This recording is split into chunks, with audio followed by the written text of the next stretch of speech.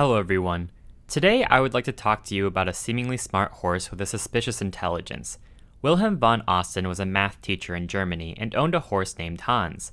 In the late 19th century, Hans was trained by von Osten to do many intelligent tasks, including solving math problems, spelling out answers, identifying colors, and much more. This horse could do seemingly anything and would answer just by tapping his foot on the ground. Hans was an international marvel, and, fresh from Darwin's new theory of evolution at that time, society was captivated by the ability of animals.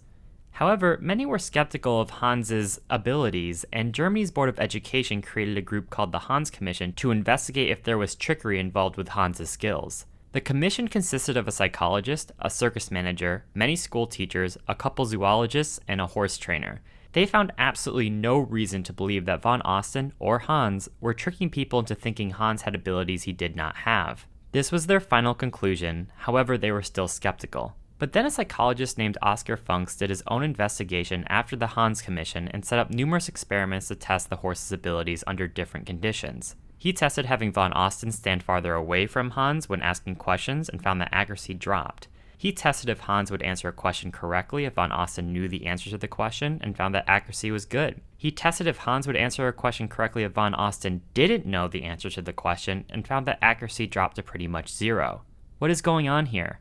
What Pfungst noticed was that there wasn't necessarily trickery going on between Hans and von Osten, but unconscious cueing. For example, if von Osten asked Hans what 2 plus 2 is, Hans would begin to tap his foot. But instead of the horse knowing inherently what von Osten is asking, Hans would look at von Osten and stop tapping when von Osten unconsciously signaled that Hans was at the right answer. So if Hans reached the correct answer of 4, von Osten would tense up or look more intently at the horse when Hans was on his 4th tap, but not on purpose.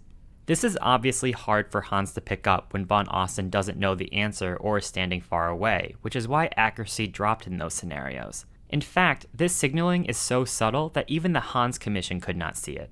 So why is this important? Well, this event defined what we in psychology call the clever Hans effect.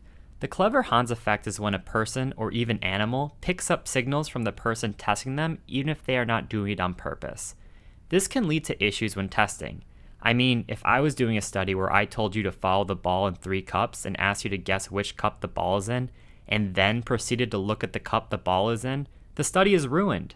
This is why it's sometimes important to have double-blind studies, where the researcher and the participant both do not know what is going to happen in the test, so that the researcher cannot unconsciously cue the participant one way or the other. Psychology is the study of the human mind. In order to study the human mind, sometimes it is important to recognize the flaws in experiments that might influence the mind and the outcome of the study. Have you ever participated in a psychological experiment where you could tell what the researcher wanted you to do? Tell me about it in the comments. Thanks for watching, and I'll see you next time.